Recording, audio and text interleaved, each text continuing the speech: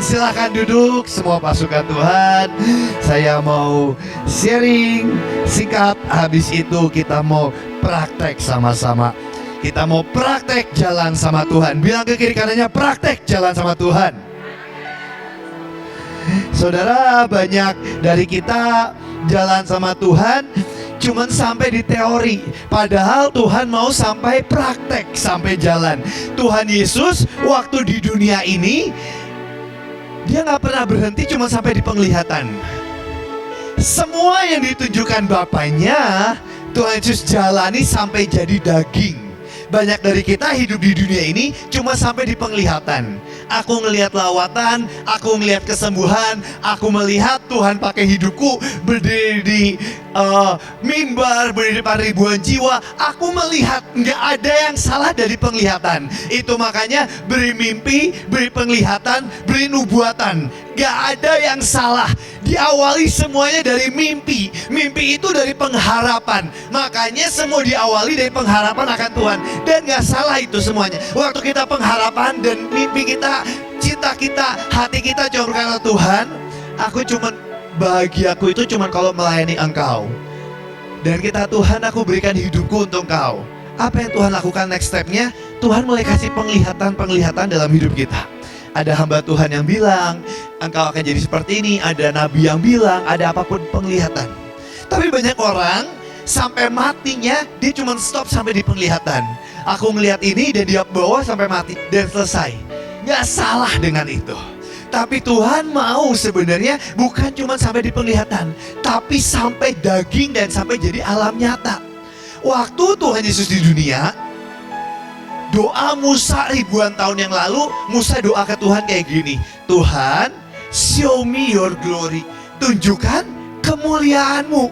Waktu Tuhan bilang, Musa, apa yang kau mau? Aku mau kemuliaan-Mu, Tuhan. Dan Tuhan berkata sama Musa, Musa, kamu lihat belakangku aja ya, karena hari ini belum ada yang bisa melihat kemuliaan-Ku dan hidup. Tapi doa itu tetap bergema di surga. Dan apa yang terjadi waktu Tuhan mengambil wujud seorang manusia sepenuhnya dan sepenuhnya Tuhan, Dia naik ke atas bukit dan Dia tunjukkan kemuliaannya. Dan ada dua nabi yang sudah menyelesaikan garis akhir dan melihat kemuliaannya. Musa sama siapa? Elia. Itulah pentingnya, itulah indahnya dari regenerasi di hadapan Tuhan. Karena Dia yang berhasil meregenerasi. Tapi Dia tunjukkan Musa dan Elia. Doa Musa, show me your glory. Tunjukkan kemuliaan-Mu. Dan Tuhan tunjukkan. Tapi lihat apa yang Petrus katakan. Petrus bilang, Tuhan, aku bangunin kemah ya. Aku bangunin kemah karena ini indah banget. Kenapa Petrus bilang aku bangunin kemah? Karena Petrus bilang, Tuhan, ini bukan cuma di penglihatan. Bukan cuma sampai di alam penglihatan. Ini aku rasakan. Makanya Petrus berkata, bangun kemah. Jalan sama Tuhan itu bukan cuma teori, bukan sampai di penglihatan, tapi sampai jadi nyata. Bilang ke kiri kanan, sampai nyata. Itu makanya surga menyentuh bumi. Banyak orang mereka di bawah Tuhan penglihatan, gak salah. Itu hati Tuhan. Waktu Tuhan tunjukin di jalan-jalan akan dipenuhi penyembahan. Waktu Tuhan tunjukin orang-orang akan bertobat menyebut nama Yesus. Waktu Tuhan tunjukin lewat tanganmu mujizat akan terjadi. Waktu Tuhan tunjukin orang mati akan dibangkitkan. Gak salah, itu hati Tuhan. Tapi pertanyaannya, kenapa Tuhan tunjukin penglihatan itu? Karena Tuhan mau itu jadi nyata di hidup kita. Dan Tuhan gak mau itu cuma sampai di penglihatan. Tuhan mau sampai jadi nyata. Makanya habis ini kita akan praktek sama-sama. Saya sharing, saya sampaikan poin-poinnya. Saudara tangkap dengan iman. Tangkap dengan iman. Dan habis itu saudara praktek. Saudara, tema hari ini adalah renew design. Artinya apa itu? Perbaharuan gambar diri mungkin ya. Renew design. Saya juga gak jago Inggris saudara. Saya kemarin habis dari Belanda sama Jerman pelayanan. Pas di Belanda saya salah naik kereta cepat, udah gitu sendirian. Saya janjian sama orang naik kereta, ketemu di kereta, nanti dia temenin saya ke Jerman. Namanya saya orang desa, saya nggak ngerti Inggris aja udah susah, apalagi bahasa Jerman, tambah pusing. Jadi saya naik kereta, saya cuma ditunjukin, saya cuma asal cap cip cup, saya naik Udah saya naik, saya bawa koper gede, ternyata salah. Dan saya tahu salahnya waktu keretanya udah jalan. Udah sinyalnya susah, semuanya susah. Saya bengong. Tapi indahnya Tuhan, di saat itulah tandanya saya harus praktek berjalan sama Tuhan. Jadi akhirnya saya tanya ke orang, excuse me. Dan orangnya banyak yang gak ngerti Inggris. Jadi saya tambah bingung. Saya belajar ngikutin cara kong praktek jalan sama Tuhan. Terus dari harusnya ke Jerman, ini ke arah mana? Wah, udah pusing banget. Saya tenangin diri dulu gini. Saudara, kadang waktu kita tegang, waktu kita pusing, kita gak bisa dengar suara Tuhan. Kenapa? Karena suara di jiwa kita lebih bergejolak. Aduh ini gimana, Setan itu selalu nyerangnya dua doang. Ya, dia ingin menghancurkan, membinasakan, mencuri dan sebagainya. Tapi cara setan, pola setan, dia menyerang masa lalu kita dengan rasa bersalah, dengan ngebuat kita rasa berdosa. Atau kalau itu nggak berhasil, dia serang masa depan kita. Dengan apa? Dengan khawatir. Saya kemarin di Belanda, di Jerman, banyak banget anak yang stres, depresi, ada yang bunuh diri dan sebagainya. Kenapa? Khawatir. Setan nyerangnya kalau nggak masa lalu, masa depan. Padahal itu nggak kejadian, tapi dia serang. Kenapa? Karena kalau dia nyerang kita, dia pasti kalah. Kenapa? Karena dalam kita ada Tuhan. Dia nggak bisa apa-apa. Tapi apa yang dia lakukan? Dia berusaha mengganggu kita, buat kita jatuh, buat kita stres, buat kita pikiran. Itu cara mereka. Dan akhirnya waktu kita bisa tenang, dan di situ kita belajar dengar suara kudus, di situ Tuhan beracara. Saudara, tema hari ini kan renew design, pembaruan gambar diri. Tadi saya ngobrol di green room, di tempat makan. Saya dikasih tahu sama saya nanya, terus ternyata gambar diri, pemulihan gambar diri ini, pelayanan ini bukan buat saudara, ya bukan buat saudara, ya mungkin juga buat saudara, tapi tujuannya itu buat saudara. Nanti saudara pulang ke tempat masing-masing, saudara bisa melayani orang banyak di tempatmu atau di mana untuk melayani pembaruan gambar diri, inner healing dan sebagainya. Makanya saya mau abis ini kita praktek sama-sama di sini. Semua mau praktek? Semua praktek ya. Praktek itu, saudara jangan pernah takut salah. Kita ini manusia, wajar berbuat salah. Nggak ada manusia yang sempurna. Malaikat aja jatuh kok. Apalagi kita. Nggak apa-apa salah. Namanya belajar. Jadi kita mau praktek. Tapi saya mau bilang, saudara, pembaruan gambar diri, nggak ada orang yang udah sempurna yang bisa bilang, aku udah nggak perlu diperbaharui gambar diri. Itu namanya orang sombong. Hanya orang sombong yang bilang, aku udah nggak perlu pembaruan gambar diri. Aku udah ngalamin pembaruan gambar diri setahun yang lalu, 3 tahun yang lalu, jadi aku nggak perlu, aku cuma melayani. Itu namanya orang sombong. Setiap saudara dan saya, apalagi saya, lebih banyak kacaunya lagi. Setiap saudara dan saya, kita perlu pembaharuan gambar diri. Setiap hari, kita perlu dibaharui terus. Destiny kita sampai kapan? Sampai kita segambar dan serupa dengan Tuhan. Itu adalah destiny kita. Karena setiap kita, gambar diri manusia adalah rusak. Gambar diri manusia adalah rusak. Waktu orang berkata, gambar diriku harus seperti apa? Bukan seperti yang engkau mau. Bukan seperti yang kita pikir bagus. Gambar diri yang Tuhan mau adalah segambar, serupa dengan Tuhan. Itu adalah tujuan utama dari gambar diri. Jadi nggak ada orang, termasuk saya, yang bisa bilang kita nggak perlu pemulihan gambar diri. Setiap hari saya berlutut di hadapan Tuhan dan bilang, Tuhan, ubah aku Tuhan, ubah aku Tuhan, ubah aku Tuhan. Makanya kita bilang, aku mau sepertimu Yesus, disempurnakan selalu. Karena Tuhan mau mengubah gambar diri kita. Kita mulai ya, buka ayat Yeremia 18 ayat 4. Yeremia 18 ayat 4. Kelihatan? Yeremia 18 ayat 4. Mau buka HP ya? Ya, kita lihat sini aja ya. Tapi mau buka HP juga boleh. Kita baca sama-sama ya. Yeremia 18 ayat 4. Kita lihat aja di sini, kita baca sama-sama. Taruh tanganmu di hatimu biar kita jadi bejana-bejana di hadapan Tuhan. Kita baca dengan iman, baca dengan iman, baca dengan iman, baca dengan iman. 1, 2, 3. Apabila yang sedang dibuatnya di tangannya itu rusak, maka mengerjakannya kembali menjadi bejana lain menurut. Saudara, Tuhan adalah tukang periuk dalam hidup kita. Banyak dari kita berpikir tukang periuk dalam hidup kita adalah diri kita sendiri. Itu makanya kita suka menentukan destiny kita. Banyak orang ditanyain destinimu apa, destinimu apa, destinimu apa. Engkau tunjuk seperti yang kau mau. Karena aku kecil ini, karena aku suka ini, aku destininya ini. Padahal jalan sama Tuhan, tukang periuknya bukan Bevis. Tukang periuknya siapa? Tuhan sendiri. Dia adalah tukang periuk dalam hidup kita. Itu makanya arti kata pure atau murni, itu arti katanya, arti kata pure atau murni, itu arti kata dalam bahasa Yunaninya without wax. Sincere, arti kata sincere, itu arti katanya without wax.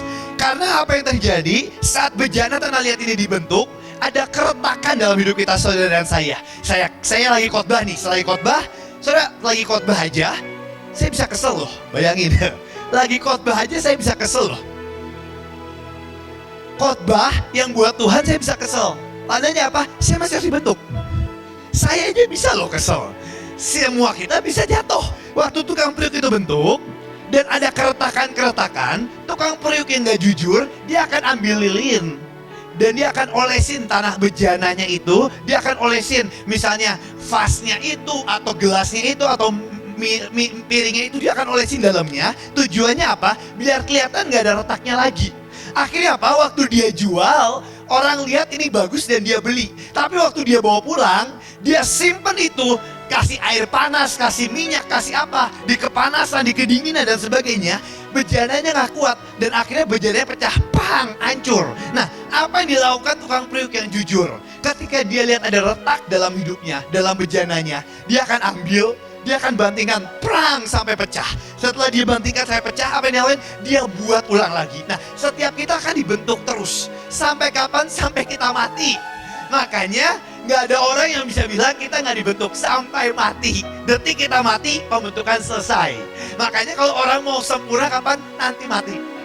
Sampai mati. Sebelum mati kita akan dibentuk terus. Nah, banyak orang gak senang dalam pembentukan itu. Itu makanya Pak Agung pernah bilang kayak gini, hamba-hamba Tuhan, kita junior dan sebagainya, kita hamba Tuhan itu seperti daging wagyu. Kita punya poin bagus, kita punya nutrisi dan sebagainya. Tapi apa yang dilakukan? Tuhan akan pukulin kita terus, bak, sampai daging itu empuk. Dan akhirnya kita bisa dinikmati orang banyak. Banyak dari kita gak pernah mau dipukul Tuhan. Akhirnya apa? Banyak orang banyak gak bisa menikmati hidup kita. Hidup kita itu seperti roti yang dipecah-pecahkan. Makanya Tuhan berkata kita roti hidup. Dan orang akan dapat kehidupan dari hidup kita.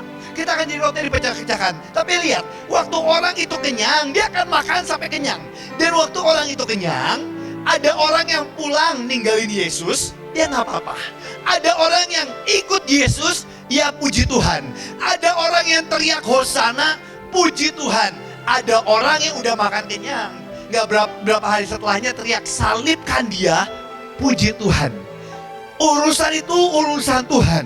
Bagian kita apa? Berikan hidup kita dipecahkan, berikan kehidupan buat sebanyak-banyaknya orang. Tapi destiny akan selalu tentang Tuhan. Coba lihat gambarnya. Banyak dari kita selalu berfokus dengan diri sendiri. Gambar yang tadi. Banyak dari kita selalu fokusnya itu diri sendiri. Sudah lihat, ini simpel ya, cuma satu gambar kok. Saya lihat, selama pertama kita ini diri kita nih. Orang yang paling jahat adalah orang yang udah kriminal, penjahat, yang udah gak peduli dengan apapun, yang hati nuraninya udah mati kalau orang bilang. Tapi orang pada wajarnya, saya ambil contoh gini. Saya punya anak namanya Joakim, umur 2 tahun. Dia itu namanya anak cowok, dia ya suka main dan sebagainya. Dan kalau dia gemes ke orang, dia suka nyakar sama suka gigit, saudara. Saya ini mukanya gak mulus gara-gara suka dicakarin sama Joakim. Dan kalau Joakim gigit muka saya, sebagai bapak yang baik, saya lihat muka Joakim, saya balas gigit mukanya Joakim. Tapi mamanya juga sama, suka dicakar, suka digigit. Mamanya setiap kali digigit sama dicakar sama Joakim, apa yang mamanya lakuin?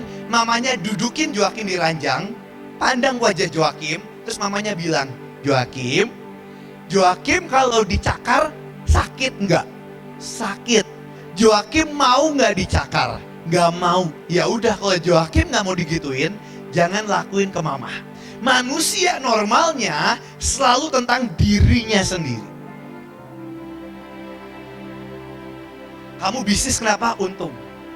Kamu ngelakuin itu kenapa? Karena bagus. Karena aku senang. Kenapa kamu di gereja ini? Karena aku senang diterima di sini. Semua manusia pada normalnya tentang dirinya sendiri. Tapi apa yang terjadi waktu kita mulai dijamah Tuhan? Waktu kita merasakan Tuhan, waktu kita mulai nikmati Tuhan, waktu kita pandang salibnya. Di situ kita mulai berkata, aku semakin berkurang. Siapa yang makin bertambah? Yesus semakin bertambah. Detik kita mengalami cinta mula-mula, apa yang terjadi? Kita nggak peduliin diri kita dan fokusnya cuma Tuhan. Waktu kita ngalami cinta mula-mula, hal pertama yang paling kelihatan, fokus kita cuma Tuhan.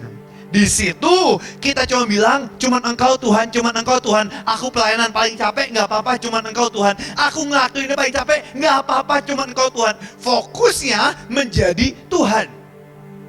Kapan Lucifer jatuh dari cinta mula-mulanya? Ketika dia di awal diciptakan sebagai penyembah, di tahta Tuhan, menyembah Tuhan. Dia ubah fokusnya dari Tuhan menjadi dirinya sendiri. Detik itu dia jatuh dan kehilangan cinta mula-mula. Itu makanya di Wahyu katakan, look how far you have fallen. Lihat seberapa jauh kamu telah jatuh. Come back, it's a Lucifer fall. Lari kembali, itu kejatuhan Lucifer. Kenapa? Karena fokusnya dirinya sendiri dan bukan Tuhan. Hari ini setiap kita perlu diperbaharui. Ada yang ekstrim dan enggak menurut pandangan manusia. Walaupun buat Tuhan semua sama aja. Buat manusia ada yang aduh aku terlalu ekstrim, ngalamin apa. Tapi ada yang buat Tuhan sama aja. Bahkan buat Tuhan yang paling menjijikan, orang yang sombong yang berkata aku gak perlu, itu orang paling bahaya.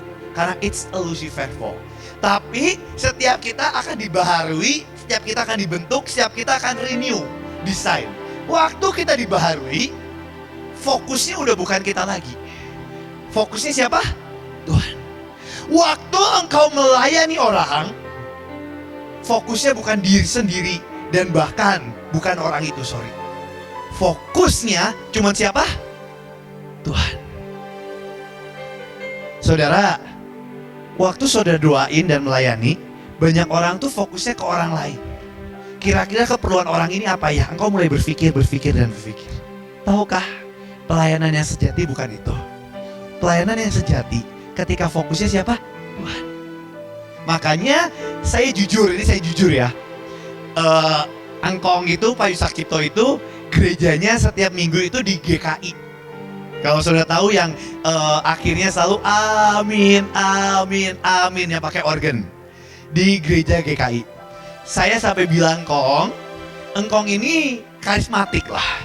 Engkong karismatik dan sebagainya. Kenapa engkong ke gereja GKI? Saya nanya ke engkong. Dan menurut saya nggak ada salahnya, tapi saya tanya ke engkong. Terus engkong bilang, saya bilang tanya apa karena engkong seneng tah? Apa karena engkong apa? Terus saya juga bilang, terus juga engkong di sini juga kayaknya nggak dipandang kayak di Bahtera. Kalau di Bahtera kan beda, dilayani atau apa. Kalau engkong di sini juga enggak kayak jemaat biasa. Terus kenapa engkong mau di sini? Terus jujur saya tanya, terus engkong bilang karena Tuhan ngomong sama engkong, Bev, engkong harus gereja di GKI. Habis itu engkong nggak nanya lagi alasannya kenapa dan sebagainya. Banyak dari kita memimpin hidup kita karena berdasarkan me. Kita lupa bahwa sebenarnya tujuan akhirnya dari hidup kita selalu dipimpin hanya berdasarkan Tuhan. Tuntunan Roh Kudus itu yang mengubahkan semuanya. Orang yang dipimpinnya hanya me. Saudara, saya baru di Belanda, di Jerman. Saya kemarin ketemu dan mereka ceritain Jerman itu sebenarnya hebat. Reinhard Bonke dari situ, Martin Luther dari situ, kekristenan No Manson dari situ. Orang-orang dahsyat, orang-orang lawatan lah hari itu, zaman itu. Tapi apa yang terjadi? Mimbar dibuat menjadi manipulasi terbesar untuk politik dan negara. Kenapa? Karena tujuannya me. Engkau pelayanan bisa dahsyat, engkau bisa diurapin. Tapi selama tujuannya me, engkau akan giring orang banyak dalam kehancuran. Tapi demikian hatimu, fokusnya God, Tuhan, dan gak ada aku lagi dan cuma Tuhan. Di situ yang ilahi semuanya berubah. Di Jerman dikasih tahu ya, pendetanya tiba-tiba ngomong, pastornya ngomong, negara ini atau kota ini udah melawan Tuhan. Detik itu mereka rombongan angkat senjata, mereka hancurin kota ini. Kota ini melawan Tuhan, mereka ambil senjata, hancurin kota ini. Dan kadang kita pelayanan gak beda jauh loh. Kita pelayanan motivasinya salah. Saya suka pelayanan motivasinya salah. Saya Tuhan bawa saya naik, saya orang paling bodoh. Saya orang bodoh, saya bukan orang pintar, saya gak naik kelas berkali-kali, saya gak lulus, saya buta warna, saya buta nada, saya orang pintar, saya orang poflok, bodoh. Tapi satu titik Tuhan angkat saya. Pas Tuhan angkat saya juga gak ngerti kenapa tiba-tiba Tuhan angkat saya. Tuhan angkat saya mulai sharing, saya mulai khotbah dari KKR ke KKR. Tapi saudara, satu titik motivasi saya gak murni. Saya datang, waktu itu papa saya masih di penjara. Dan di penjara papa saya ngadepin banyak masalah. Saya tahu bukan hal yang gampang. Waktu saya datang papa saya di penjara dan sebagainya, papa saya buat bebas itu perlu uang dan sebagainya. Saya tuh bilang ke papa, "Pak, Bevis tuh hamba Tuhan. Bevis tuh nggak bisnis, nggak punya kerjaan, Bevis hamba Tuhan. Tapi hari ini nggak tahu kenapa Tuhan angkat Bevis sebagai hamba Tuhan. Bevis mau banget bantuin papa, cuman Bevis nggak bisa." Terus papa bilang, "Bev, gampang caranya. Kamu kalau udah kayak gitu, tawarin. Papa ada bisnis, ada apa, tawarin biar orang-orang invest di bisnis, biar orang-orang invest." Dan jujur, itu yang saya lakukan. Saya salah di hadapan Tuhan. Beres saya khotbah, beres saya pelayanan, saya tahu apa yang saya lakukan. Saya cari orang paling kaya, donatur di tempat itu. Saya datangin, mungkin ada saudara salah satunya. Kalau saudara pernah saya datangin, saya kasih proposal. Kayak agen sales, saya kasih proposal, saya bilang, "Om, tante, invest yuk di bisnis papaku. Om, tante, invest yuk di bisnis papaku. Om, tante, invest yuk di bisnis papaku." Saudara tahu, untuk sementara waktu Tuhan biarin dan Tuhan biarkan itu terjadi. Tapi satu titik Tuhan datang dan Tuhan bilang, "Bev, yang kamu lakuin adalah jahat di mataku." Dan saya salah, kenapa? Karena fokus saya. Dan Tuhan mau fokusnya Tuhan. Kadang kita jalan sama Tuhan, fokusnya saya. Kita pakai mimbar, kita pakai urapan, kita pakai talenta, kita pakai uang kita pakai semua untuk saya. Dan itu suatu kejahatan. Tuhan mau semuanya dari awal sampai akhir. It's all about you. It's all about Jesus. Itu adalah perjalanan hidup kita. Itu makanya setiap kita akan diperbaharui. Saudara, 10 menit sebelum praktek kita buka firman ya. Boleh buka di Kejadian. Habis itu kita praktek. Kejadian 27 ayat 10.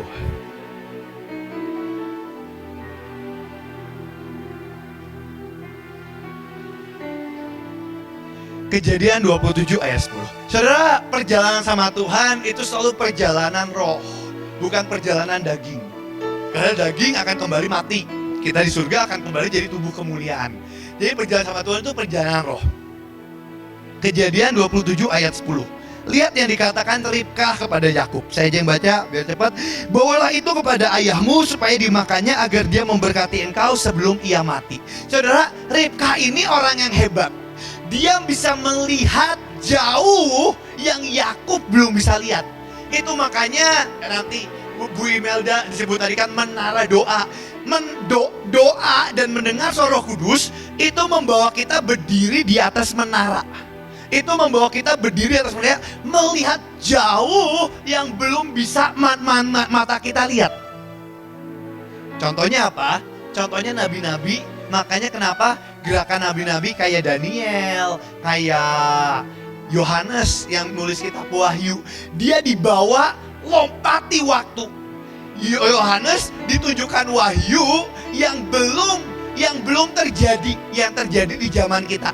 Daniel ditunjukkan yang belum terjadi, yang terjadi di zaman kita. Apa yang Tuhan lakukan? Dia lihat jauh ke depan. Setan itu bisa lihat masa lalu, tapi setan gak bisa lihat masa depan. Yesus Tuhan waktu berjalan sama Roh, dia bawa kita dari masa lalu, masa depan, masa sekarang, jauh ke depan, melihat jauh.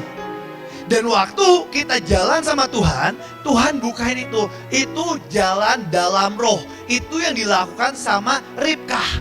Dia lihat jauh ke depan. Dia bilang ke Yakub, Yakub, berkat ini sangat krusial. Berkat ini akan mengubahkan semuanya. Ini berkat yang lebih berharga dari apapun di dunia. Yakub nggak tahu, Esau nggak tahu, dia nggak tahu seberapa besar berkat itu. Dan hari itu yang lihat seberapa besar perjanjian itu siapa? Ribkah. Jalan sama Tuhan, Tuhan selalu bawa lihat yang kita nggak lihat. Tuhan selalu bawa jauh ke depan yang kita nggak lihat. Tapi kadang di tengah proses kita goyang karena keadaan. Lihat kekuatan dari Ribkah. Ayat 11. Lalu kata Yakub kepada Ribkah ibunya, tetapi Esau kakakku adalah seorang berbulu badannya, sedang aku ini kulitku licin. Mungkin papaku akan ngeraba aku akan memperolok dia. Demikian akan mendatangkan kutuk dan bukan berkat.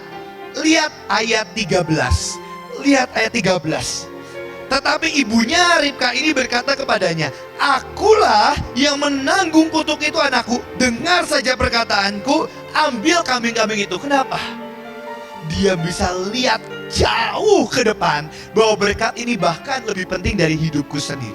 Banyak orang nganggap remeh berkat, nganggap remeh blessing, nganggap remeh semuanya.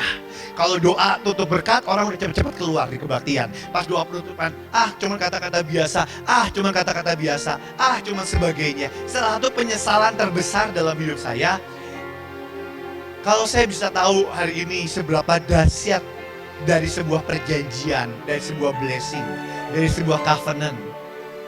Kalau saya bisa tarik ulang waktu, saya akan datang ke kaki engkong dan saya akan bilang, Kong, doain Bevi sekali lagi.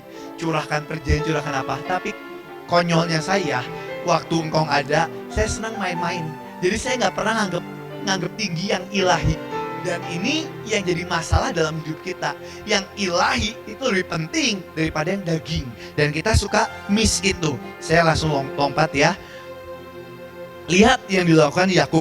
Langsung Kejadian 27 ayat 27.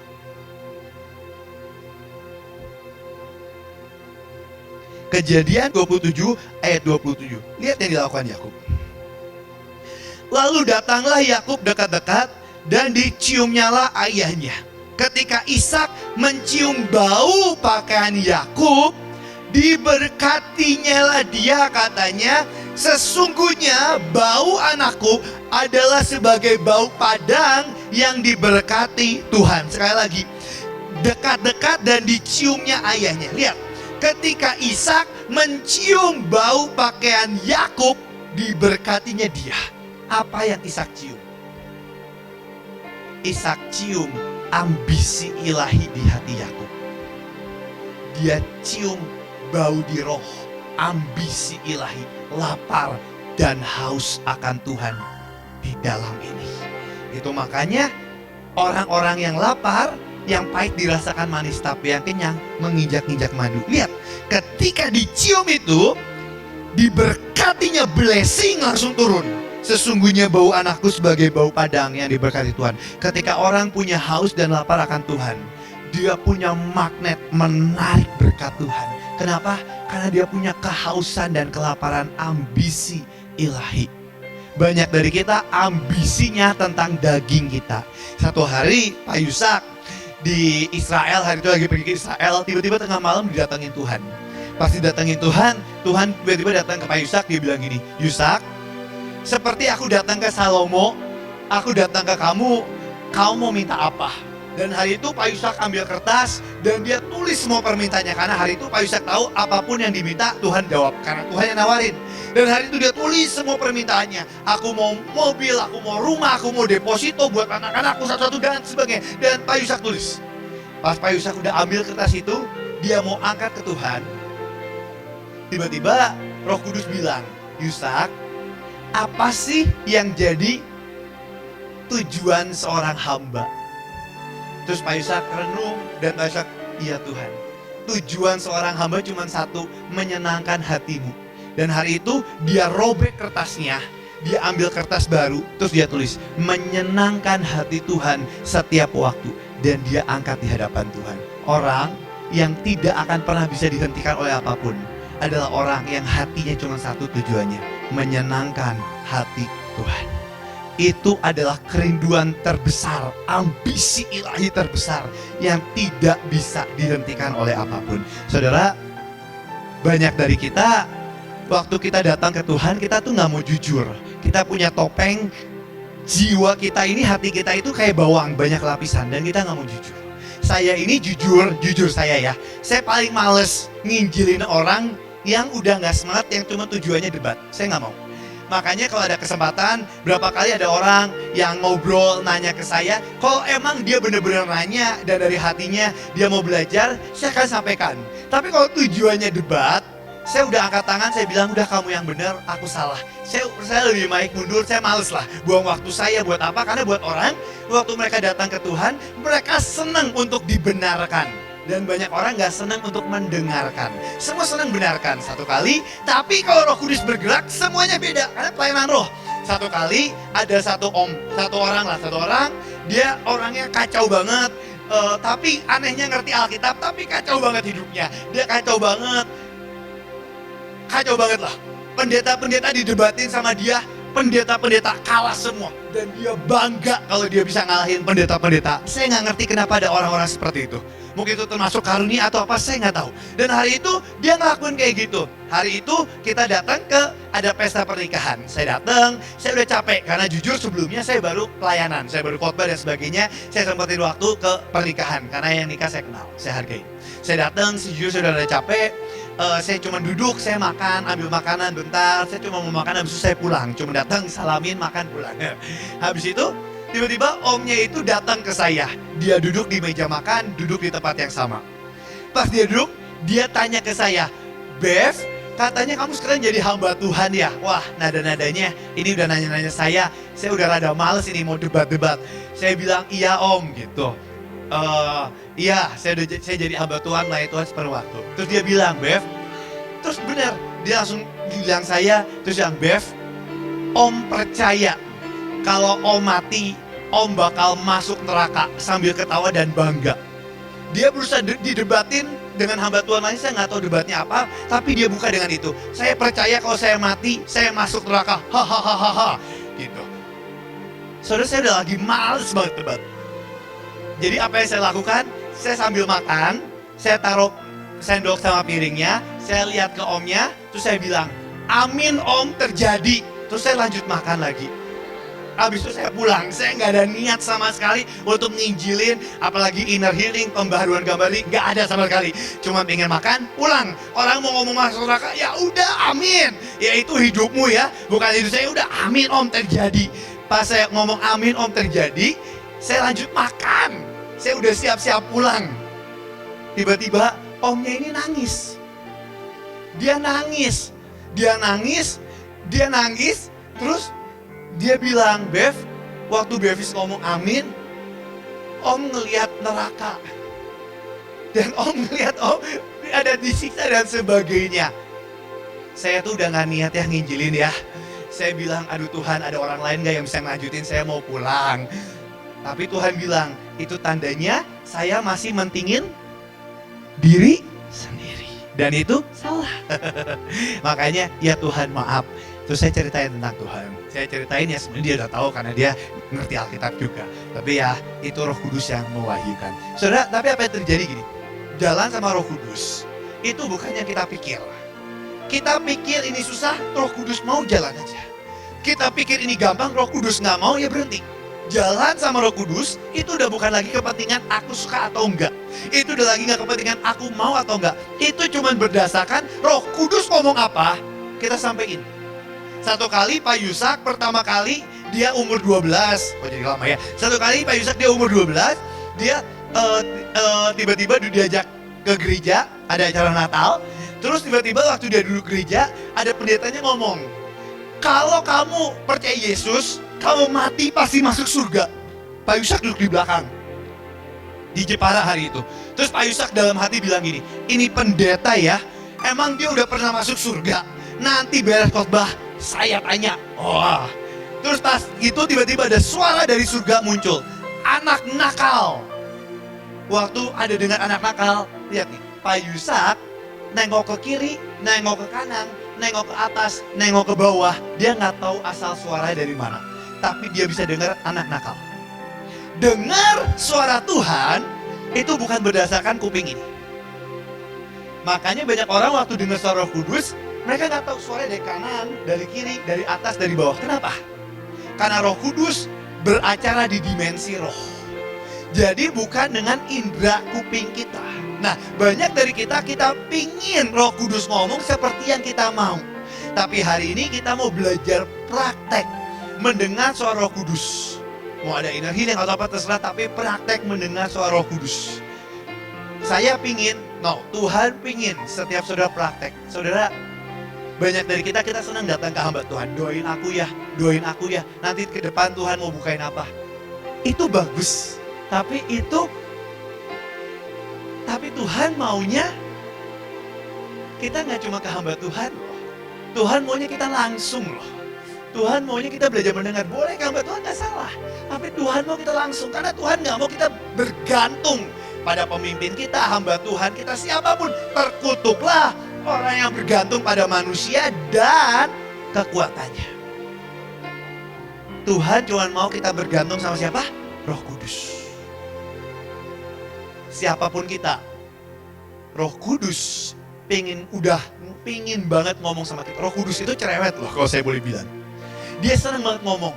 Tapi kadang kita yang nggak dengar. Kenapa kita nggak dengar? Karena keadaan gonjakan di jiwa itu menutup suara Roh Kudus. Hari ini saya mau kita praktek mendengar suara Roh Kudus. Sebenarnya dimulai dari mana? Dari firman-Nya, saatnya duduk ada sebagainya. Tapi saya mau kita belajar mendengar. Gak ada orang yang gak bisa mendengar suara Roh Kudus. Bahkan Kain habis bunuh Habel aja, Tuhan ngomong kok ke Kain. Makanya Kain bilang, emang kan aku penjaga adikku. Waktu Adam dan Hawa jatuh aja Tuhan ngomong kok. Sampai Tuhan nanya, emang siapa yang ngasih tau kamu telanjang? Waktu Firaun mau ngambil Sarah jadi istrinya karena Abraham takut. Tuhan aja bisa ngomong kok, padahal dia gak percaya Tuhan. Siapapun kita, Tuhan terlalu indah. Dia bisa dan dia sangat ingin ngomong sama kita. Hari ini belajar mendengar suara Roh Kudus. Tenang sebentar, tutup matamu. Habis itu kita praktek.